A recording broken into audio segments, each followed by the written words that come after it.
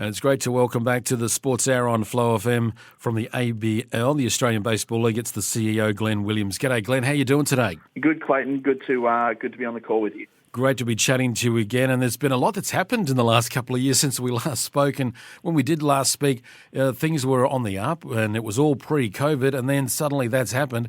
So from your perspective, you're in a very tough spot and being the guy where everything stops, the buck stops with you. How has it been navigating this COVID world that we've been in for the last couple of years and to keep baseball, now we're ready for the new season? I think that anyone in any chair that's had to be able to deal with COVID-19 and interruptions, to whether it's been sport or business or family events, holidays, you name it. Yep. I think that we're all pretty much been through the ringer with it, so myself included. So, it's been a challenging time for us, obviously as sport, and when you're in a role like this, and you're working in sport, your job is to be able to put games on for players and fans and coaches and officials and everything, and everyone who loves being involved in it. So it's been quite a challenging time for us to try and navigate through it. I guess excitingly, the world is starting to gradually get back to normal, and we've seen sports, ourselves included, running significant events across not only Australia but the world, and we're excited at the fact that we've been able to run Australian Women's Showcase back in May, all the way through our Little League programs. We had an under-16 national championships, and we got some national teams heading away shortly, and we'll have the ABL back on this summer, which is really exciting for us. Absolutely, and I've got my program in front of me right now, and I've been highlighting all the Adelaide Giants games and all that, so I've got them earmarked. But when we last spoke, there was a lot of momentum. Baseball just seemed to be on the rise. Have you sort of struggled to get that momentum back ready so that it doesn't feel like this last 2 years has really been a major blip at all?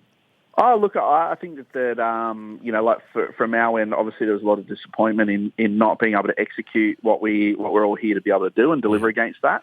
But there's been significant work that's been going on in the background. So I think the exciting thing about it is, from a pure baseball perspective, as an example of Baseball Australia, we've co-designed a participation plan with all of our stakeholders, and we're ready to be able to launch that and get more people playing baseball. Our ABL teams managed to be able to put on some showcase events for their fans over the summer last year. So baseball wasn't entirely lost, and the momentum that they're building into this season, the excitement, the fans coming back, and a longer lead in for the teams in the league has given us an opportunity to be able to work on several initiatives that we're excited to be able to kind of get out there in the market. The fact that we've got 2 international teams that are ready to be able to launch themselves back into the ABL is super exciting, and I guess a sign of the world opening up.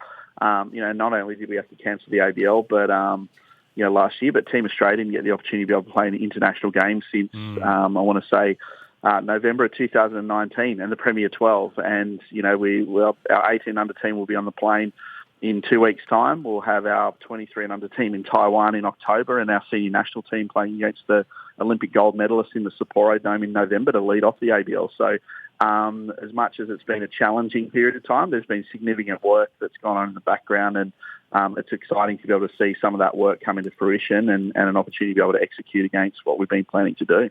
I just love the way you've sort of rattled all that off, and it's like, you think, COVID happened, everything stopped, but it didn't. Things still had to keep going, and to know all that is going on, and it's sort of, as a baseball fan, it's like, now I'm even more excited for it. I really am. It kills us. We love baseball. A lot of people that work in the game are as excited about it as you are, and excited about the fans. So we really miss putting it on for the fans because we're baseball fans.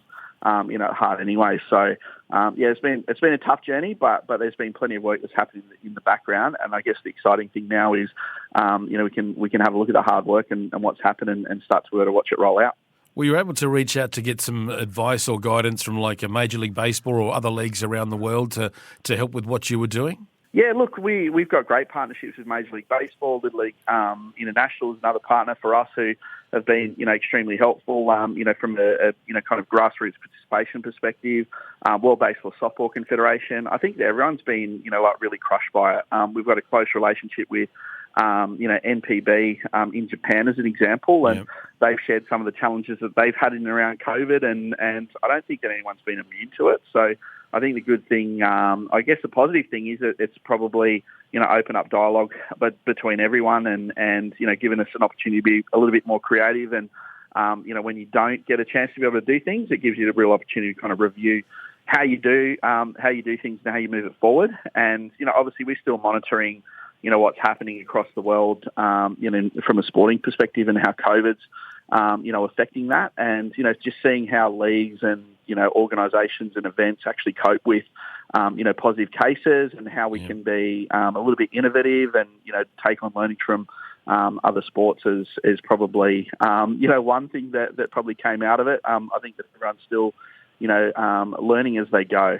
so to speak. So we're happy to kind of lean on that and have the conversations and make sure that we're doing our part. And so is any of the lessons learned from it to be sort of like to get information before you react, or to react and then get the information? Look, it's always a challenging one. I think the most frustrating thing for anyone involved throughout that period was, the differences in information. So it's challenging enough if you're living somewhere locally to be able to determine what you can and can't do in that area. But then when you, extrapolate that across the country and there's, 6 or 7 different protocols to be able to work with, it gets a bit challenging. And then you add in the international element as well, which makes it challenging again. So, look, trying to gather as much information as possible is what we try to do.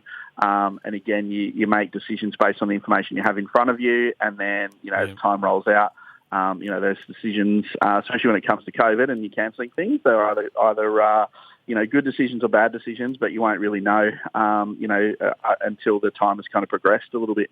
Looking forward to the season that's starting in November.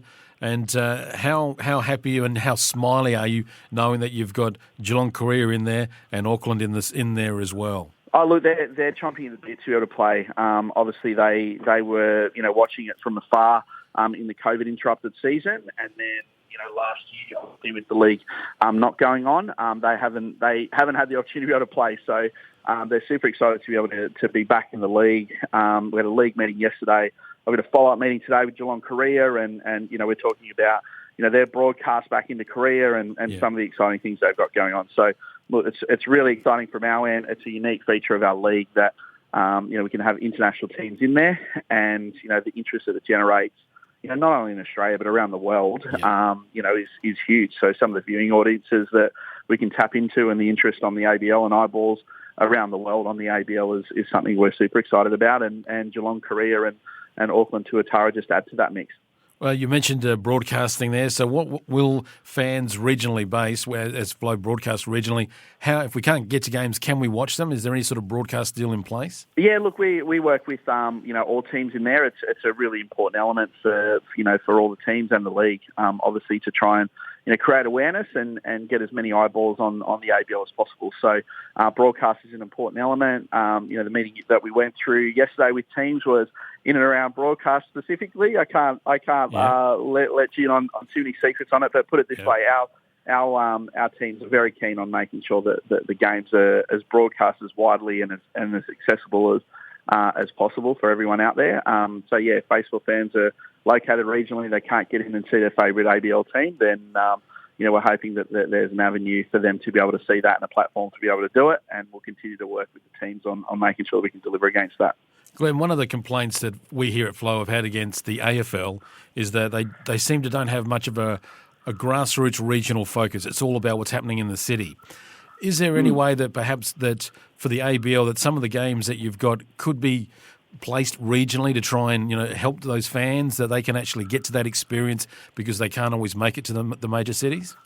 Look, it's we're always open to ways of doing it. Obviously we've probably got a couple of constraints in terms of like financial resources to be able to throw up and pop in a stadium and look, we've got a really good relationship with Major League Baseball who put their faith in ABL clubs and send out some pretty high priced talent. So obviously along with that comes facility requirements, in terms of making sure we meet standards so the players are safe and everything like that. But look, it's something that we'll continue to look into. Obviously, being through a tough couple of last years, we're really keen on setting our platform again and really looking at ways that we can get the ABL up and running and really successful, and then look at ways to be able to grow it. But look, there was intent, previously. I know the ABL has taken games to regional areas before, and we'd be keen on investigating that, and obviously as we look to try and grow baseball across the entirety of the country, not only from an ABL but also a grassroots perspective.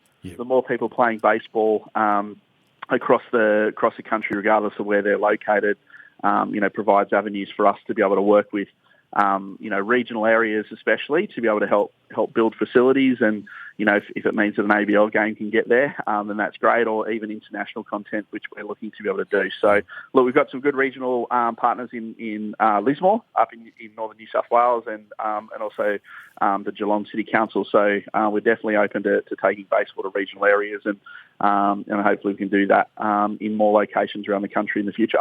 What's the latest on the WABL? Because there was talk about that. What's the latest with that? Yeah, so look, we've run 2 women's showcase events, which is kind of the precursor to the potential women's ABL. Look, we're, again, like everything, we would love to be in a position to put a women's ABL on there and have it be really, really successful. But we're also keen on making sure that we do things in a way to where we're innovative and that it's long term and it's sustainable and all those things. So we've shown growth from our first women's showcase, which was 4 games and 2 teams, and we were 3 teams and 7 games. We had 7 of the best international players from around the world join the showcase back in May, and we continue to work on plans of expanding that. And I know that there's 3 motivated ABL teams as a minimum who are really, really keen to see this be successful. So look, we'll continue to work with our stakeholders and our partners, and ultimately we want to be in a position that when we do launch a WABL, that it's successful, it's long-term, it's sustainable, it's a great broadcast product, and it's a vehicle for young girls and baseball fans, regardless of age or gender, to be able to watch and be interested in watching the games and playing baseball. Absolutely, totally. Finally, the Commonwealth Games is going to be in Victoria in 4 years. Could we see baseball? Come on, on home soil, and also for Brizzy in 2032 with the Olympics. So what's happening there? I've actually got a call with Michael Schmidt from the World Baseball Softball Confederation on Friday, and look, obviously the Commonwealth Games is a topic of conversation for us here and our partners at Softball Australia a fair bit. So, look, a fair bit of work to be able to get done in and around that. Obviously there is some interest there, but look, Brisbane 2032 I think is on every sports radar. For us, we're working closely with the World Baseball Softball Confederation, with Softball Australia, obviously baseball, softball joint bid into the Olympic Games, and our confederation, our international federation, are working quite closely with different partners. We're really excited about the potential of having baseball back in Los Angeles, and hopefully we can capitalise on that momentum to be able to get it here in Brisbane. It would be amazing to be able to play in the Olympic Games, play baseball in the Olympic Games in Australia again. So I'm actually at the office here at Sydney Olympic Park, and probably a couple of stones throws away from where the team competed in the 2000 Olympic Games here in Sydney. So couldn't think of anything more exciting if we can do that. But yeah, a lot of work to do, and we'll continue to kind of plug away at it. I'll keep asking the question. I'll keep asking it because I want to see it happen. But anyway, Glenn, thank you so much for spending time with us. I've got a whole list of other questions, but I'll leave that for another day. Thank you so much for spending time with us. Really appreciate it. We're looking forward to the season starting. Early tip, any favourite you've got already? Look, as a bipartisan CEO, I can't have favourites, but I'll go for the team that wins at second. So anyway, look, I think and to use the corny catchphrase, I think baseball will be the winner. So that's what I want to happen. So, really excited about it. A great season, and appreciate your continued support, Clayton. Played it perfectly. Glenn Williams, CEO from the ABL Baseball Australia. Thank you so much for joining us on Flow. You're welcome. Have a great day.